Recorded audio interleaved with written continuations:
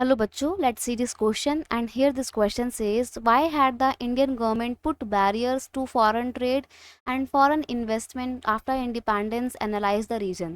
Question आपसे बोल रहा है कि आज़ादी के बाद आफ्टर इंडिपेंडेंस इंडियन गवर्नमेंट ने फॉरेन ट्रेड और फॉरेन इन्वेस्टमेंट के ऊपर रिस्ट्रिक्शन या बैरियर्स क्यों लगाए थे, वो आपको बताना है। देखो, जब भारत आज़ाद हुआ था तो भारत की सरकार ने ना क्लोज डोर की पॉलिसी अडॉप्ट की थी। क्लोज डोर की पॉलिसी से मेरा मतलब यहाँ पर ये है कि ना तो इंडिया के लोग अपना सामान बाहर जाकर बेच सकते हैं और ना ही बाहर के देश अपना सामान इंडिया में आकर बेच सकते हैं। यानी कि किसी भी तरीके का ना कोई ट्रेड नहीं होगा। इम्पोर्ट एक्सपोर्ट की जो एक्टिविटी है उनके ऊपर ना बैरियर्स लगाए गए थे, रिस्ट्रिक्शन लगाई गई थी। ठीक है, क्यों लगाई गई थी ये आपसे कारण पूछा है। कारण है to protect the local producers and low goods from foreign competition.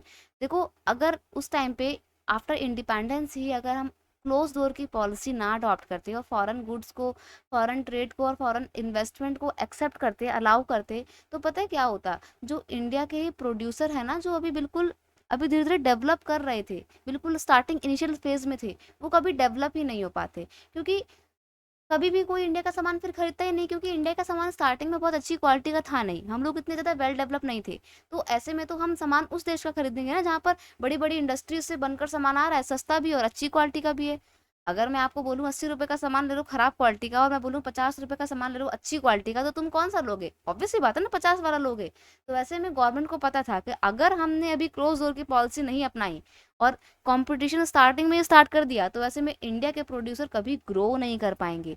तो गवर्नमेंट ने इस बात को ध्यान में रखते हुए फॉरेन ट्रेड और फॉरेन इन्वेस्टमेंट के ऊपर बैरियर लगाया, ताकि भारत के जो प्रोड्यूसर्स हैं ना, वो अपने आप को ग्रो कर सकें। ठीक है, और अपने आप को फॉरेन कंपटीशन के लायक बना सकें। क्योंकि स्टार्टिंग में तो वो अगर कंपटीशन झेलते तो शायद झेल ही ना पाते, डेवलप ही नहीं हो पाते।